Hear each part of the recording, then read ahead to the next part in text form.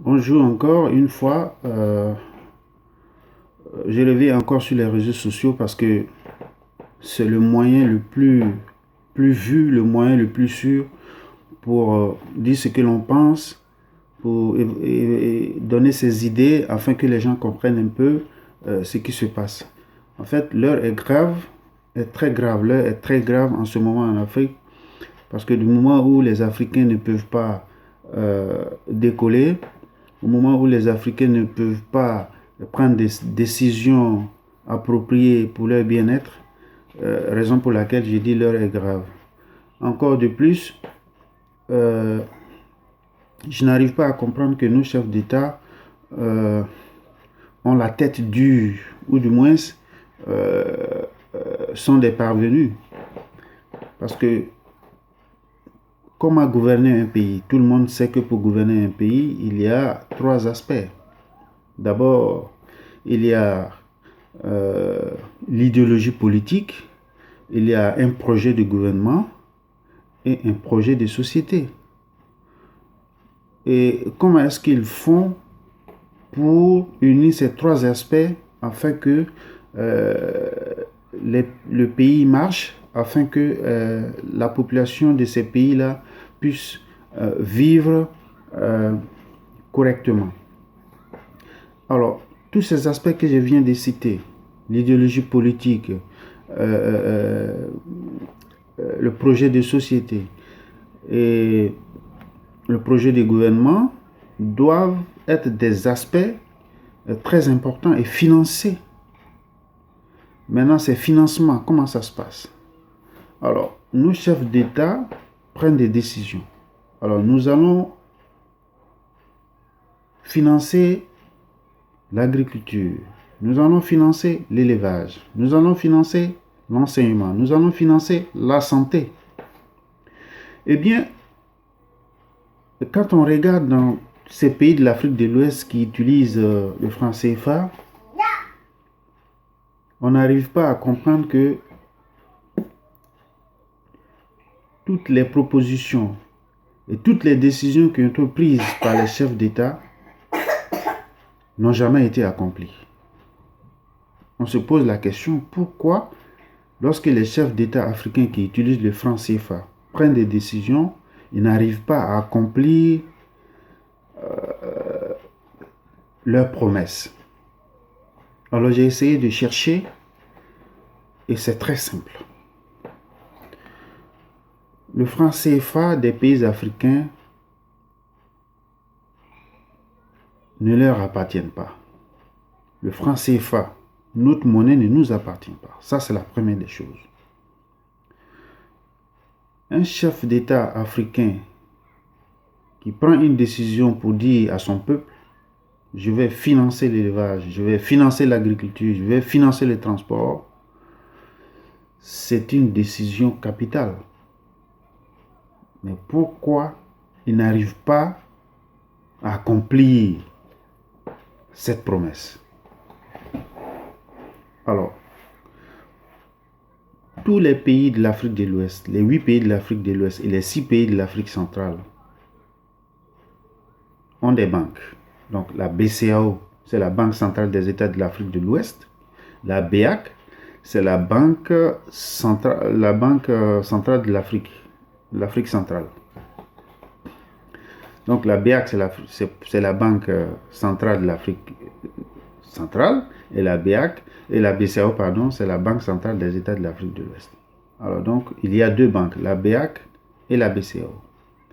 Donc, tous les pays qui utilisent le franc CFA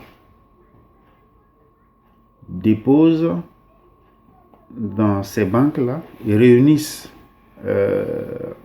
la monnaie, leur devise dans ces banques. Donc, les pays de l'Afrique de l'Ouest déposent à la BCAO leur devise. Les 6 pays de l'Afrique centrale déposent leur devise au niveau de la BEAC. Et tout ceci est acheminé dans le trésor public français.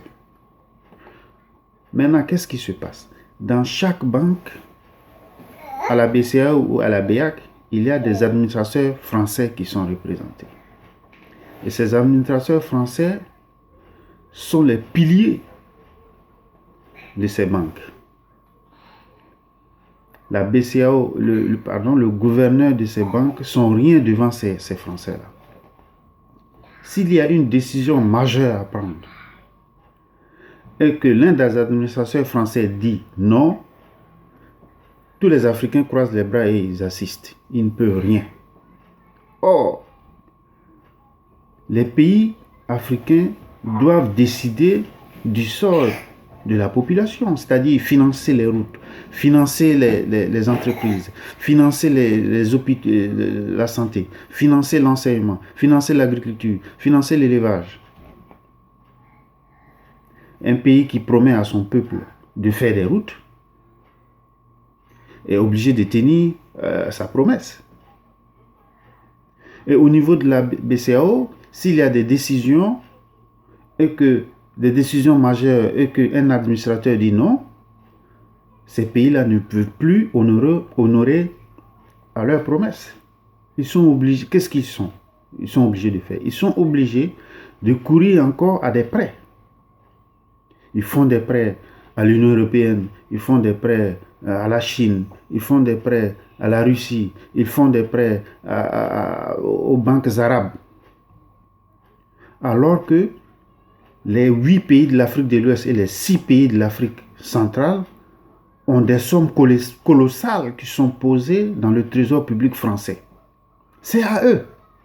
Pourquoi ils n'utilisent pas cet argent pour financer ces projets et ils font recours à des prêts alors qu'ils ont déjà l'argent posé? Ça veut dire que les pays africains qui utilisent le franc CFA ne sont pas maîtres du développement de leur pays. Ils ne peuvent pas. Tu prends une décision de développer, de créer des routes. Tu prends une décision de financer la santé. Tu prends une décision pour financer l'élevage et l'agriculture. Et en même temps, dans ta banque, il y a un intrus qui dit non, je ne suis pas d'accord de la décision que vous avez prise, alors cette décision est rejetée. Qu'est-ce que tu vas dire à ta population? Tu as déjà promis de financer la santé. Tu as déjà promis de financer l'enseignement. Tu as déjà promis de financer l'agriculture ou l'élevage. Qu'est-ce que tu vas dire à ta population dans ce temps-ci, en ce moment? Ça veut dire que les Africains ne sont pas maîtres du développement de leur économie. Parce que si une décision est prise pour le bien-être de la population africaine, elle est revue à la BCEAO, dans les 2 banques.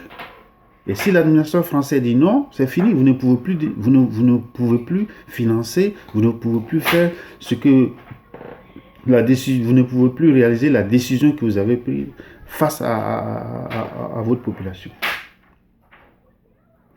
Et c'est ce qui met un frein au développement de l'Afrique.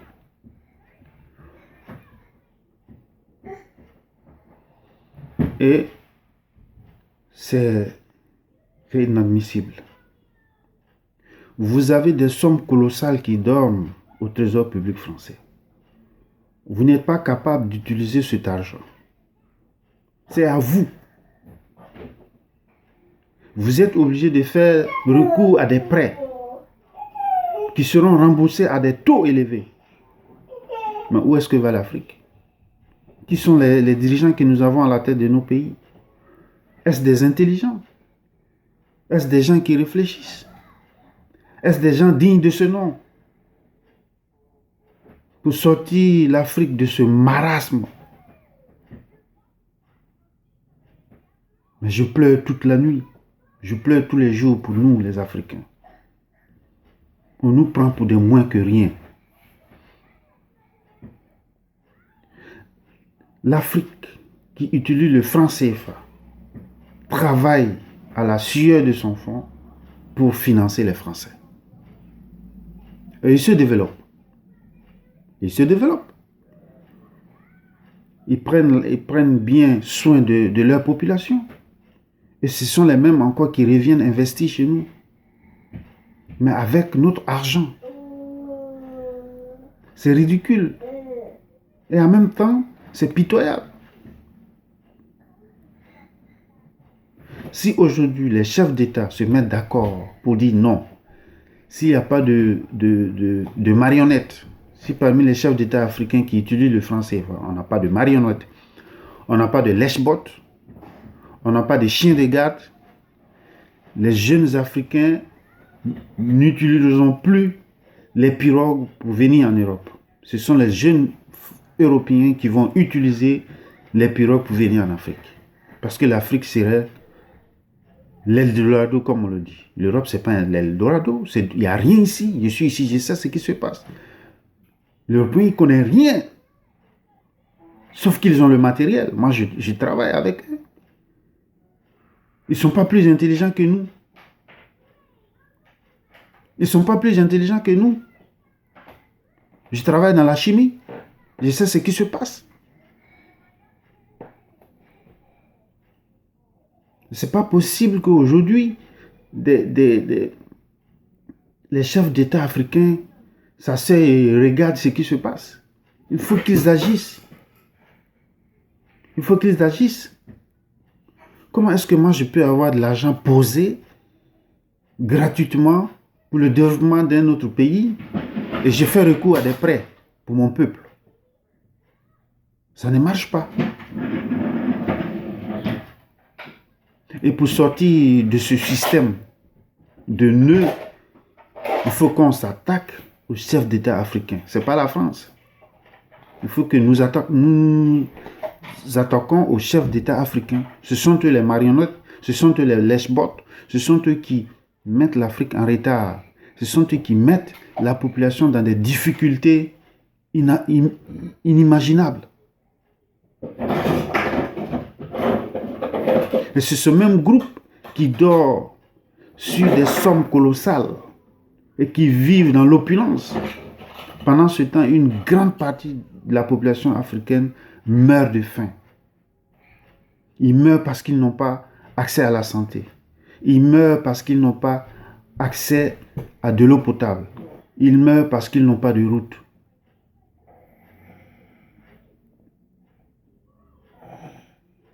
C'est pitoyable.